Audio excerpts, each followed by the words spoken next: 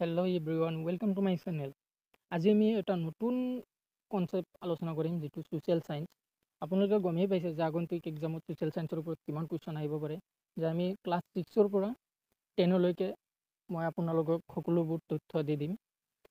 ইয়াৰ বাহিৰে আন একো কুৱেশ্যন দেখা নাযাব। আপোনালোকে চাব পাৰে, বিশ্বাসত ল'ব পাৰে। মই কম সময়ৰ ভিতৰত আপোনালোকক বহুত কুৱেশ্যন ছল্ভ কৰাই দিম, বা আপোনালোকে PDF টো লৈ ল'ব পাৰে মোৰ পৰা। আৰম্ভ কৰোঁ। আৰু যদি ভাল লাগে এটা লাইক কৰি দিব আপোনালোকে। Which planet is called the earth twins? কোনটো গ্ৰহক পৃথিৱীৰ যমজ গ্ৰহ বুলি কোৱা হয়? ইয়াত 4টা অপশ্যন দিয়া আছে। 4টা অপশ্যনৰ ভিতৰত আমাৰ option B2 correct answer Venus, যাক শুক্ৰ গ্ৰহ বুলি আমি জানো। মই কম সময়ৰ ভিতৰত আপোনালোকক বহুত কুৱেশ্যন দিব চেষ্টা কৰিম। ইয়াত কেইটামান পইণ্ট দিয়া হৈছে, আপোনালোকে চাওক। যে Venus is known as the evening star as well as morning star. আপোনালোকে এই দুটা মনত ৰাখিব। ভেনাছক আৰু কি বুলি কয়? মৰ্ণিং ষ্টাৰ বা ইভিনিং ষ্টাৰ। আৰু known as the belt planet বুলি আমি জানো। আৰু also' known as earth twin বা পৃথিৱীৰ যমজ গ্ৰহ বুলি জানো। Next question, which among the following planet is also' known as belt planet? এইমাত্ৰ এইটো পঢ়ি আহিছোঁ আমি। এইটো হৈছে আমাৰ অপশ্যন কেইটাৰ ভিতৰত আমাৰ option A2 correct answer Venus. Next question, which planet is the largest planet in our solar system? যে আমাৰ সৌৰজগতৰ সকলোতকৈ ডাঙৰ গ্ৰহটো কি? সেইটো সকলোৱে জানে। অপশ্যন কেইটাৰ ভিতৰত আমাৰ option C2 correct answer Jupiter বা বৃহস্পতি। ইয়াত চাওক, বৃহস্পতিৰ ওপৰত কেইটামান পইণ্ট আপোনালোকে মনত ৰাখিব। Jupiter is the planet orange in colour with white bands on it. যে অৰেঞ্জ কালাৰৰ হয়। Jupiter is the largest planet in our solar system, সেইটো পঢ়িছোঁ। It is also' known as winter planet, এইটো মনত ৰাখিব আপোনালোকে। Its average temperature is very low'. Jupiter is atmosphere is mostly made up hydrogen and helium. আৰু এইটো এটা most important point হয়, আপোনালোকে মনত ৰাখিব। Ganymede satellite of Jupiter is the largest satellite in the solar system. যিটো satellite আছে জুপিটাৰৰ বা বৃহস্পতি গ্ৰহৰ, সকলোতকৈ ডাঙৰ উপগ্ৰহটো হৈছে Ganymede. Next question, which of the following planets is called the yellow' planet? ইয়াত অপশ্যন এটা ভুল আছে চাগে। অপশ্যন এটা হ'ব লাগিছিল আমাৰ ছেটাৰ্ণ, যাক আমি শনি গ্ৰহ বুলি জানো। Hippocamp is moon of which planet? যে হিপোকম্প কোনটো গ্ৰহৰ এটা চন্দ্ৰ হয়? ইয়াত 4টা অপশ্যন দিয়া আছে। 4টা অপশ্যনৰ ভিতৰত আমাৰ option A2 correct answer Neptune. নেপচুনৰ ওপৰত কেইটামান পইণ্ট আপোনালোকে মনত ৰাখিব চেষ্টা কৰিব। Neptune is the god of the sea based on Roman mythology. Roman mythology মতে নেপচুনক কি বুলি জনা যায়? এইটো মনত ৰাখিব, god of sea. Neptune has 14 known moons, মানে আমি জনামতে 14টা উপগ্ৰহ আছে বা চন্দ্ৰ আছে। Hippocamp is the moon Neptune, এইটো এটা মোষ্ট ইম্পৰ্টেণ্ট। এইটো was discovered in 1 July 2013। It was discovered by astronomer Mark Showalter. Next question, which planet has the largest number of natural satellite? ইয়াত কৈছে যে কোনটো প্লেনেট বা গ্ৰহৰ নেচাৰেল উপগ্ৰহ বহুত আছে। সেইটো হৈছে আমাৰ ছেটাৰ্ণ গ্ৰহ বা শনি গ্ৰহ। কুৱেশ্যন নম্বৰ, ইয়াত কেইটামান পইণ্ট দিয়া আছে, আপোনালোকে চাব পাৰে পইণ্ট কেইটা। The second largest planet in the solar system, যিটো শনি গ্ৰহ। Titan was discovered by Christiaan Huygens in 1655। Planet with the most number of moons, মনত ৰাখিব এইটো। আৰু ছেটাৰ্ণ হেজ 145 নন মুন, মানে আমি 145টা চন্দ্ৰৰ বিষয়ে জানো। Also' known as the jewel of the solar system, এইটো মনত ৰাখিব আপোনালোকে। Saturn's moon Titan is the second largest moon in the solar system. Next question, which is the hottest planet in our solar system? যে ইয়াত কৈছে যে আমাৰ solar ছিষ্টেমৰ যিটো সৌৰজগতৰ আটাইতকৈ গৰম বা উষ্ম গ্ৰহ কোনটো? ইয়াত চাৰিটা অপশ্যনৰ ভিতৰত আমাৰ অপশ্যন এ টো correct answer Venus. Venus option C টো কাৰেক্ট এনচাৰ, যাক আমি শুক্ৰ গ্ৰহ বুলি জানো। Next question, which planet is called red planet due to its rock iron oxides? ইয়াত চাৰিটা অপশ্যনৰ ভিতৰত আমাৰ অপশ্যন এ টো কাৰেক্ট এনচাৰ মাৰ্চ, যাক আমি মংগল গ্ৰহ বুলি জানো। মংগল গ্ৰহৰ ওপৰত কেইটামান পইণ্ট চাব আপোনালোকে। Mars is reddish in colour. কি কালাৰ? এইটো মনত ৰাখিব, reddish. Mars is also' known as red planet. It is red in colour due to the presence of iron oxide. এইটো আইৰণ অক্সাইডৰ কাৰণে যিটো মংগল গ্ৰহ আছে সেইটো ৰঙা হয়। Mars has two moons name, সেইবোৰ হ'ল ফবছ আৰু ডিমছ। এই দুটা মষ্ট ইম্পৰ্টেণ্ট পইণ্ট হয়, আপোনালোকে পাৰিলে লিখি ল'ব বা আপোনালোকক PDF টো দিলে আপোনালোকে মুখস্থ কৰি ল'ব। Question number 9, who said the earth revolves around the sun but the sun does not revolves around the earth. যে পৃথিৱী সূৰ্যৰ চাৰিওফালে ঘূৰি থাকে কিন্তু সূৰ্য পৃথিৱীৰ চাৰিওফালে ঘূৰি নাথাকে, কোনে কৈছিল? চাৰিটা অপশ্যনৰ ভিতৰত আমাৰ অপশ্যন চি টো কাৰেক্ট এনচাৰ কপাৰ্নিকাছ। আমাৰ প্লুটো গ্ৰহ, যাক 2006 চনত 52 গ্ৰহ হিচাপে স্বীকৃতি পাইছিল। ইয়াত আছেই চাওক পইণ্টটো, আন্তৰ্জাতিক জ্যোতিৰ্বিজ্ঞান সংস্থাই প্লুটোক কেতিয়া 52 গ্ৰহ বুলি স্বীকৃতি দিছিল? এইটো মই কৈছোঁ 2006 চনত। Question number 12, which scientist first observe the moon with a telescope? এইটো মষ্ট ইম্পৰ্টেণ্ট হয়, কোনজন বিজ্ঞানীয়ে প্ৰথমে টেলিস্কোপেৰে চন্দ্ৰ পৰ্যবেক্ষণ কৰিছিল? ইয়াত চাৰিটা অপশ্যনৰ ভিতৰত আমাৰ অপশ্যন এ টো correct answer Galileo. On which date does the sunlight fall directly on the equator? কোন তাৰিখত সূৰ্যৰ পোহৰ পোনপটীয়াকৈ বিষুৱ ৰেখাৰ ওপৰত পৰে? অপশ্যন কেইটাৰ ভিতৰত আমাৰ অপশ্যন বি টো correct answer 21 March. Question number 14, asteroids are found between which two planets? কোন দুটা গ্ৰহৰ মাজত গ্ৰহাণু পোৱা যায়? অপশ্যন কেইটাৰ ভিতৰত আমাৰ অপশ্যন বি টো correct answer Mars and Jupiter, মংগল গ্ৰহ আৰু বৃহস্পতিৰ মাজত। Question number 15, which country is called the island continent? কোনখন দেশক দ্বীপ মহাদেশ বুলি কোৱা হয়?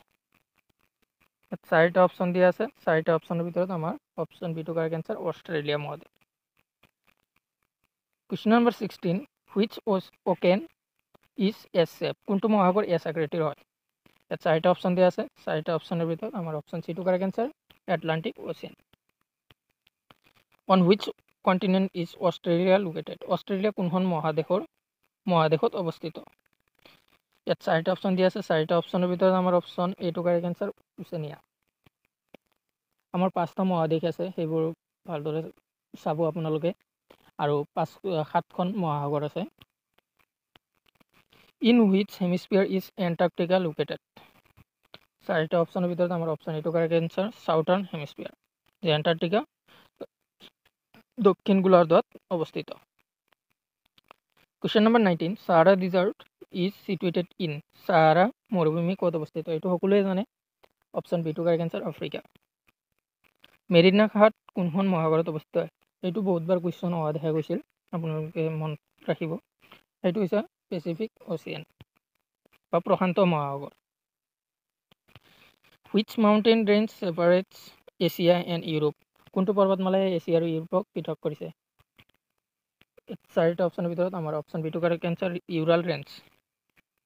Which is the name of the world's longest mountain range? বিশ্বৰ আটাইতকৈ দীঘল পৰ্বতমালাটোৰ নাম কি?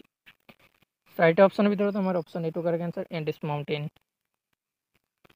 ৱেৰ is the Aravalli mountain located? Aravalli পৰ্বত ক'ত অৱস্থিত? আমাৰ অপশ্যন কেইটাৰ ভিতৰত অপশ্যন ডি টো correct answer Rajasthan. What is the highest plateau in the world? যে পৃথিৱীৰ সৰ্বোচ্চ মালভূমিটোৰ নাম কি? এইটো হৈছে অপশ্যন বি টো কাৰেক্ট এনচাৰ টিবেট মালভূমি। In which country is the Deccan plateau located? Deccan plateau বা ডেকান মালভূমি কোনখন দেশত অৱস্থিত? অপশ্যন কেইটাৰ ভিতৰত আমাৰ অপশ্যন এ টো correct answer India. Which continent is the world longest Nile river located? Option কেইটাৰ ভিতৰত আমাৰ অপশ্যন এটো কাৰেক্ট এনসাৰ সাউথ আফ্ৰিকা। যে আটাইতকৈ দীঘল নদী কোনখন আমাৰ নীল নদী, সেইখন ক'ত আছে সাউথ আফ্ৰিকাত আছে। কুৱেশ্যন নম্বৰ 26 দক্ষিণ Gangotri research centre is located in which continent. দক্ষিণ গংগোত্ৰী গৱেষণা কেন্দ্ৰ কোনখন মহাদেশত অৱস্থিত। ইয়াত চাৰিটা অপশ্যন দিয়া আছে, চাৰিটা অপশ্যনৰ ভিতৰত আমাৰ অপশ্যন চিটো correct answer Antarctica. Question number 27 which water way separated India from Sri Lanka. এইটো কুৱেশ্যন আপোনালোকে এইটো ৰিলেটেড মই অপশ্যন কেইটাত দিয়ে দিছোঁ, চাওক এইকেইটা ষ্ট্ৰেট আপোনালোকে মনত ৰাখিব যে কোনটো। এইটো হৈছে আমাৰ অপশ্যন এইটো correct answer Palk strait. Question number 28 who was the first person to set foot on the moon. যে চন্দ্ৰত প্ৰথমে ভৰি দিয়া ব্যক্তিজন কোন, এইটো হৈছে আমাৰ নীল আৰ্মষ্ট্ৰং। কুৱেশ্যন নম্বৰ 29 which line divided India into two equal parts. কোনটো ৰেখাই ভাৰতক দুটা সমান ভাগত বিভক্ত কৰিছে, এইটো হৈছে option B tropic of cancer ৰেখা বুলি জানো। কৰ্কটক্ৰান্তি ৰেখাডাল আমাৰ ভাৰতৰ 8খন ৰাজ্যৰ মাজেৰে পাৰ হৈ গৈছে, সেইকেইটা আপোনালোকে চাব। What is the value of prime meridian. যে দ্ৰাঘিমা ৰেখাৰ প্ৰাইম মেৰিডিয়ান মানে দ্ৰাঘিমা ৰেখাৰ মুঠ মান কিমান। ইয়াত মূল্য দিছে, এইটো মূল্যটো নহ'ব, মান হ'ব। মান কিমান আপোনালোকে সকলোৱে জানে, অপশ্যন চিটো correct answer 0 degree. Which is the largest delta in the world. পৃথিৱীৰ আটাইতকৈ ডাঙৰ বদ্বীপ কোনটো, এইটো হৈছে আমাৰ সুন্দৰবন ডেল্টা বা Ganges delta. Who was the first ruler in the history of India to from a municipality. ভাৰতৰ সৈতে ইতিহাসত পৌৰসভা গঠন কৰা প্ৰথম শাসক কোন আছিল, এইটো হৈছে চন্দ্ৰগুপ্ত মৌৰ্য। যিজন আছিল চন্দ্ৰগুপ্ত মৌৰ্য, যিজন আছিল মৌৰ্য সাম্ৰাজ্যৰ প্ৰতিষ্ঠাপক। কাৰ সহায়ত তেওঁ মৌৰ্য সাম্ৰাজ্য প্ৰতিষ্ঠা কৰিছিল। এজন বিদগ্ধ পণ্ডিত আছিল যাৰ নাম হৈছে বিষ্ণুগুপ্ত, বা আৰু তেওঁৰ নাম আছিল কৌটিল্য, আপোনালোকে সকলোৱে জানে চাণক্য। এই তিনিটা তেওঁৰেই নাম বিষ্ণুগুপ্ত। তেওঁ ৰজা হোৱাত সহায় কৰিছিল। Next question ৱেৰ is the Ashoka pillar situated. যে অশোক পিলাৰ ক'ত অৱস্থিত। অপশ্যন কেইটাৰ ভিতৰত আমাৰ অপশ্যন এইটো কাৰেক্ট এনসাৰ সৰনাথ। সৰনাথ ক'ত আছে, উত্তৰ প্ৰদেশত, মনত ৰাখিব। Who build the Sundarban lake. যে সুন্দৰবন লেক বা হ্ৰদ কোনে নিৰ্মাণ কৰিছিল, option C Chandragupta Maurya. Next question who was the founder of Mauryan empire. Maurya সাম্ৰাজ্যৰ প্ৰতিষ্ঠাপক কোন, এইটো মই অলপ আগত কৈ আহিছোঁ যে চন্দ্ৰগুপ্ত মৌৰ্য। আপোনালোকে মৌৰ্য সাম্ৰাজ্যৰ বিষয়ে যদি ফুল ডিটেইলছত চাব খোজে তেনেহ'লে মই ভিডিঅ'ৰ তলত ডেছক্ৰিপশ্যন বক্সত মই লিংকটো দি দিম, আপোনালোকে চাব পাৰে। অতি সহজকৈ দিম, মই কম সময়ৰ ভিতৰত আপোনালোকক মৌৰ্য সাম্ৰাজ্যৰ গোটেইখিনি ডিটেইলছ মই এটা ভিডিঅ'ৰ থ্ৰু দি আপোনালোকক দিম। In which language were empire Ashoka's inscription written. সম্ৰাট অশোকৰ শিলালিপি কোন ভাষাত লিখা হৈছিল, অপশ্যন চিটো correct answer Pali and Prakrit. Next question who build the Sanchi stupa. যে কোনে সাঁচি স্তূপ নিৰ্মাণ কৰিছিল। অপশ্যন কেইটাৰ ভিতৰত আমাৰ অপশ্যন এ বিটো কাৰেক্ট এনসাৰ অশোকা বা Ashok. Who was the author of Arthashastra. এইটো মই কৈছিলোঁ যে যিজন বিষ্ণুগুপ্ত আছিল বা কৌটিল্য, তেওঁৱে এইখন কিতাপ লিখিছিল, আৰু এখন কিতাপ লিখিছিল চাণক্য নীতি। আপোনালোকে চাব, তেওঁৰ নামটো হৈছে বিষ্ণুগুপ্ত, ৰিয়েল নাম হৈছে বিষ্ণুগুপ্ত, আৰু তেওঁ কৌটিল্য বুলি বা চাণক্য বুলি আমি জানো। Next question who compose the Gayatri Mantra. যে গায়ত্ৰী মন্ত্ৰ কোনে ৰচনা কৰিছিল। ইয়াত চাৰিটা অপশ্যন দিয়া আছে, চাৰিটা অপশ্যনৰ ভিতৰত আমাৰ অপশ্যন চিটো correct answer Vishwamitra. Next question where were the manuscript written. পাণ্ডুলিপিবোৰ ক'ত লিখা হৈছিল। এইটো মই এটা এক্সামত অহা দেখা পাইছিলোঁ, সেইকাৰণে মই এইটো তুলি আনিছোঁ, পাল্ম লিফ। হৰপ্পান সভ্যতাক আন কি নামেৰে জনা যায়। এতিয়া আমি হৰপ্পান সভ্যতা বা ইণ্ডাছ ভেলী চিভিলাইজেশ্যনৰ বিষয়ে আলোচনা কৰিম। যে ইয়াত কৈছে হৰপ্পান সভ্যতাক আন কি নামেৰে জনা যায়, যাক আমি ইণ্ডাছ ভেলী চিভিলাইজেশ্যন বুলি জানো, বা হিন্দু সভ্যতা। হিন্দু সভ্যতা আৱিষ্কাৰ কৰা প্ৰথমজন ব্যক্তিজনৰ নাম কি, সেইটো আপোনালোকক প্ৰশ্ন সুধিছে। আৱিষ্কাৰ কৰা হ'লে আমাৰ অপশ্যন বিটো কাৰেক্ট এনসাৰ হ'ব জন মাৰ্চেল। আৰু হু is the first director general of ASI। তেতিয়াৰ সময়তে ASI হৈছিল, জেনেৰেল ASI, তেওঁৰ নাম হৈছে আলেকজেণ্ডাৰ কানিংহাম। ASIৰ ফুল মিনিং হ'ল আৰ্কিঅলজিকেল ছাৰ্ভে অফ ইণ্ডিয়া এইটো আহে যে হিন্দু সভ্যতাৰ সমূহীয়া স্নানাগাৰটোৰ নাম কি? তেতিয়া এটা স্নানাগাৰ আছিল, সেইটোৰ নাম হৈছে মহেঞ্জোদাৰো। যে ডান্সিং গাৰ্ল ক'ত পোৱা যায়? এইটো বহুতবাৰ কুৱেশ্যন দেখা গৈছে যে ডান্সিং গাৰ্ল ক'ত পোৱা যায়? মহেঞ্জোদাৰো। হিন্দু সভ্যতাত বেয়া বেপাৰৰ বাবে বিখ্যাত ঠাইখনৰ নাম কি? সেইটো আপোনালোকে সকলোৱে জানে, সেইটো কুৱেশ্যন অহা দেখা গৈছিল, সেইটো হৈছে আমাৰ Lothal. Who was the excavator of the site Harappa? সেইটো হৈছিল ডিস্কভাৰ, এইটো হৈছে এক্সকেভেটৰ বা খননকাৰী, সেইটো হৈছে আমাৰ দয়াৰাম চাহানী। এইটো কুৱেশ্যন অহা দেখা গৈছে, আপোনালোকে গমেই পাইছে। Next question, in which state Lothal currently located? যে বৰ্তমান লোথাল কোনখন ৰাজ্যত অন্তৰ্গত? এইটো হৈছে আমাৰ Gujarat. In which state Kalibangan currently located? বৰ্তমান কালিবাংগান কোনখন ৰাজ্যত অৱস্থিত? এই কালিবাংগানখন হৈছে এটা ডকিয়াৰ্ড বা বেয়া বেপাৰ কৰা ঠাই, যিটো হিন্দু সভ্যতাত আছিল। সেইটো হৈছে আমাৰ ৰাজস্থানত লোকেটেড বা ৰাজস্থানত অৱস্থিত। এতিয়া আমি আলোচনা কৰিম কেইটামান মোষ্ট ইম্পৰ্টেণ্ট কুৱেশ্যন গৌতম বুদ্ধৰ বিষয়ে। সকলোৱে জানে গৌতম বুদ্ধ কোন হয়। ইয়াত কৈছে যে কুৱেশ্যনটো গৌতম বুদ্ধৰ ক'ত মৃত্যু হৈছিল? ইয়াত 4টা অপশ্যন দিয়া আছে, 4টা অপশ্যনৰ ভিতৰত কুশীনগৰ হৈছে তেওঁৰ মৃত্যু হৈছিল। হুৱেৰ ডিড গৌতম বুদ্ধ বৰ্ণ? যে গৌতম বুদ্ধ ক'ত জন্ম হৈছিল? সেইটো সকলোৱে জানে যে লুম্বিনী। কুৱেশ্যন নম্বৰ 52, what is the full name of Gautam Buddha? যে গৌতম বুদ্ধৰ সম্পূৰ্ণ নাম কি? সেইটো হৈছে আমাৰ option C2 correct answer, Siddhartha Gautam. Question নম্বৰ 53, গৌতম বুদ্ধই প্ৰথমে ক'ত ধৰ্ম প্ৰচাৰ কৰিছিল? অপশ্যন কেইটাৰ ভিতৰত আমাৰ option C2 correct answer, Sarnath. Gautam বুদ্ধই ক'ত জ্ঞান লাভ কৰিছিল? এইটো বহুতবাৰ কুৱেশ্যন হোৱা গৈছে। এনলাইটমেণ্ট ইংলিছ শব্দটো আপোনালোকে বা এটেইন বুলি কয়, সেইটো হৈছিল আমাৰ বোধগয়া। এই চাৰিওটা অপশ্যন দেখা পাইছে যে আপোনালোকে এই চাৰিওটা অপশ্যন গৌতম বুদ্ধৰ লগত ৰিলেটেড। আপোনালোকে চাব পাৰে লুম্বিনীত তেওঁৰ জন্ম হৈছিল, কুশীনগৰত তেওঁৰ মৃত্যু হৈছিল, চৰণতত জ্ঞান লাভ কৰিছিল, ধৰ্ম প্ৰচাৰ কৰিছিল, আৰু বোধগয়াত আমাৰ গৌতম বুদ্ধৰ জ্ঞান লাভ কৰিছিল।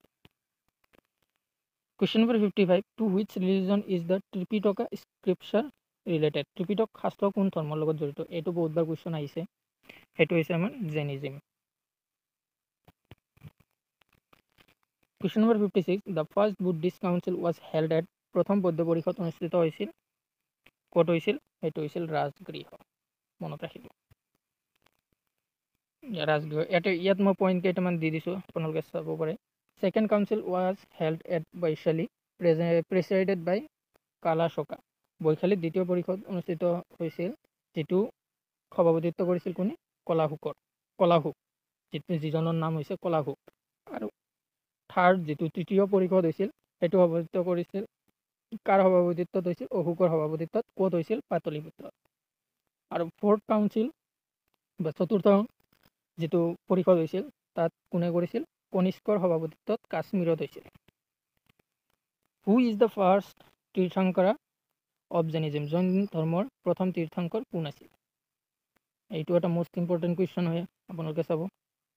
অপশ্যন কেইটাৰ ভিতৰত আমাৰ option B2 correct answer, Rishabh, যাক আমি অসমীয়াত ঋষভ বুলি কওঁ আৰু ইংলিছত ঋষভা।